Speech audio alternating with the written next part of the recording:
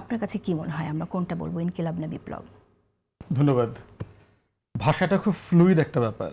মানে ভাষাকে যদি আপনি কোনোভাবে মানে একটা ফ্রেমে বন্দি করবার চেষ্টা করেন যে, এবং ঐতিহাসিকরা যারা অ্যানথ্রোপোলজি নিয়ে কাজ করেছে, ভাষা নিয়ে কাজ করেছে, এখানে ম্যাডাম আছেন, উনি বলতে পারবেন, প্রতি 100 কিলোমিটার পর পরে ধরে নেওয়া হয় যে ভাষার উচ্চারণ, শব্দ এগুলো পরিবর্তন হয়ে যায়।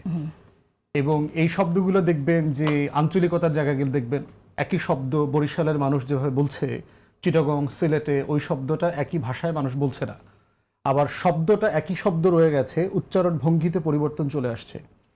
এই জন্য আমার মনে হয় যে ভাষাকে শুধুমাত্র ফ্রেমিং করা এবং এই ভাষার রাজনীতির মধ্য দিয়ে একটা কলোনিয়াল জায়গাও আছে।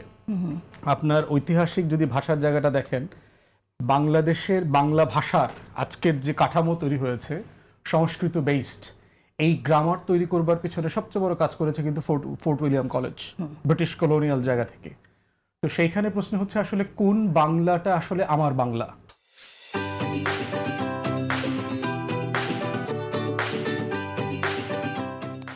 যেটা আমাকে ব্রিটিশরা এবং তখনকার কলকাতার জমিদাররা যেটা চাপিয়ে দিয়েছে, সেই হিন্দু ব্রাহ্মণ বয়ান থেকে যেটা আসছে, সংস্কৃত বয়ান থেকে আসছে, ওটা আমার বাংলা না আমার গ্রামে গঞ্জে চাষা ভুষা মাঝি মাল্লা সাধারণ মানুষের বয়ানে যেটা ছিল সেই ভাষাটা।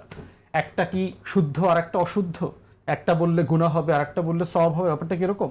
ব্যাপারটাকে এইভাবে দেখার আসলে দরকার নেই। বিষয়টা হচ্ছে একটা অর্গানিক প্রসেসের মধ্য থেকে যাওয়া দরকার। দুটোই কারেক্ট, যে যেটা বলে। দেখেন, ইনকিলাব শব্দটা প্রথম কে ইউজ করলো? হযরত মোহানি, আপনার খুব বিখ্যাত লেখক ছিলেন, পত্রিকার সম্পাদনা করতেন এবং কংগ্রেসের নেতা ছিলেন। ব্রিটিশ বিরোধী আন্দোলনে উনি প্রথম ওনার কবিতা এবং স্লোগানের মধ্য দিয়ে উনি এটা বলেছেন। আজাদির শব্দ দেখবেন ব্রিটিশ বিরোধী আন্দোলনে এই শব্দগুলো আসছে। আজকে যারা বলবার চেষ্টা করছেন ইনসাফ, আজাদি, ইনকিলাব, এগুলো নতুন শব্দ, তারা আসলে ইতিহাস জানেন না। বরং ব্রিটিশ বিরোধী আন্দোলনে কংগ্রেসের সবচেয়ে জ্বলন্ত এবং যেটা লাইভ স্লোগান ছিল সেটা হচ্ছে ইনকিলাব জিন্দাবাদ। তো এখন প্রশ্ন হচ্ছে, কংগ্রেস ব্যবহার করেছে তখন গুনাহ হয় নাই? ব্রিটিশ বিরোধী আন্দোলনে এই শব্দটা ব্যবহার করা হয়েছে তখন গুনাহ হয় নাই? তো আজকে নতুন করে যখন আমরা দিল্লির আধিপত্যবাদের বিরুদ্ধে কথা বলছি, অথবা যে কোনো আধিপত্যবাদ, আমাদের স্বাধীনতার প্রশ্নে, সার্বভৌমত্বের প্রশ্নে যারাই আমাদের দিকে চোখ তুলে তাকাবে, আমরা একই কথা বলবো যে আমরা আজাদ থাকতে চাই, স্বাধীন থাকতে চাই। তো সেই কারণে আমার মনে হয় যে এগুলোকে ফ্রেম করাটা খুবই অন্যায় হবে।